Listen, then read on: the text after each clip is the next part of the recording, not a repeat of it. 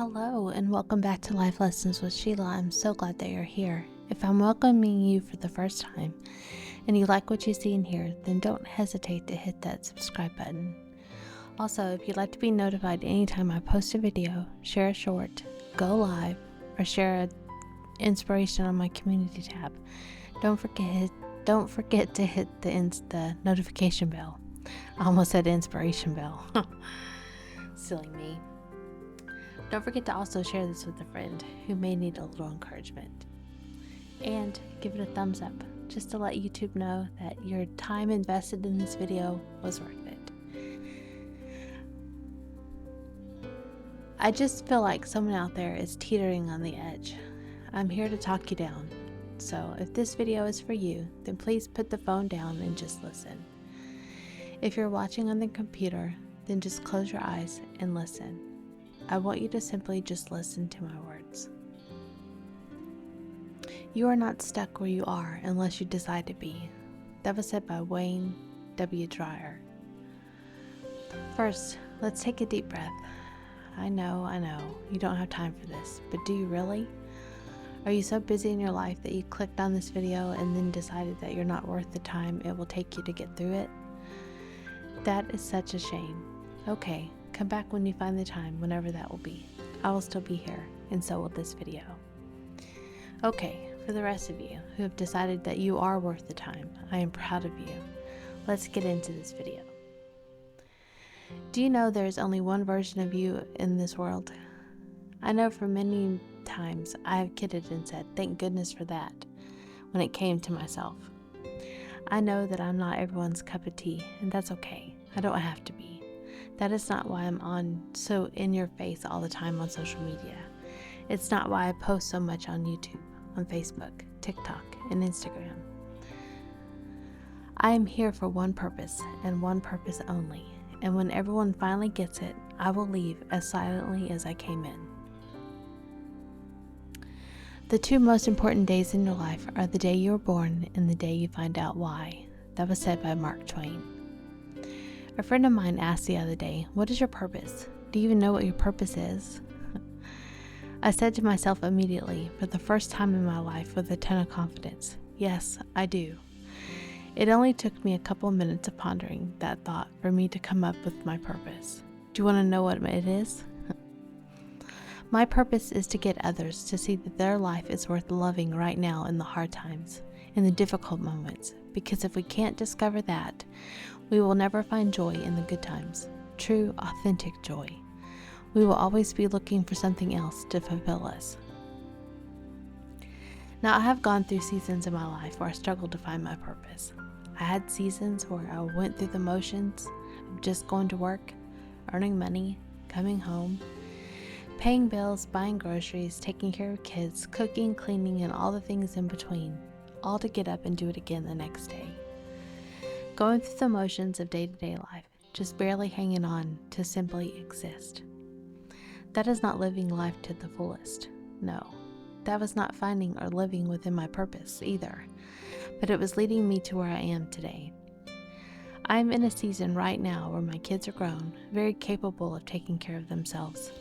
I'm a full-time writer, motivational speaker, and Christian mindset coach. We evolve as people, and we do it right. And if we do it right, we grow. If we do not remain stagnant, we learn something new every day, whether that be by life experience or book knowledge. Character isn't something you were born with and can't change, like your fingerprints. It's something you weren't born with and must take responsibility for forming. That was said by Jim Rohn. So how did I come up with my purpose? Easy. If you want all that I have gone through in my life and can still smile at the end of the day, you realize I made it. And if I can make it through it, so can you. Sure, your struggles may be more difficult or even a bit lighter, but the point is I came through them with a smile on my face. A true, genuine, non-delusional smile. Why? How? I get asked that a lot. I even get accused of not loving my husband enough because I'm smiling and joyful now, even though he passed over 2 years ago. So I thought I would answer those questions. The first question to answer is why. Well, my answer is why not? I'm not one to like the feeling of being sad. I don't like to cry, though it is good emotional release. I don't like feeling sad, down, and depressed. I've been all of those things, sometimes to a very dark place. But when I realize they are not good for me, or health-building emotions, I just choose to not oblige them. I still experience them when they rise to the surface, but I no longer linger in them. If I have my faith, and I'm as strong in my faith as I claim to be, why would I not want to see others live as freely as possible in their own battles? The second question is how? How do I do it? That is a loaded question. I can answer it easily or a bit more difficult in my answers. Which one should I do? Well, to answer it easily, I just do it. I make a choice every day to wake up and to walk in life as positively as possible. I take whatever negative thoughts I may have and I turn them around. They are teaching me a lesson. They are a teaching lesson for me, for my children, and for anyone else's life who I may impact. As far as the accusations that I must not have loved my husband enough because I'm smiling and joyful now, let me just say, go kick rocks if that's what you think. If you're not living in my head and don't see me break out in tears because I realize that my husband is never coming back, to have that stark realization that my love will no longer ever lay down beside me in bed,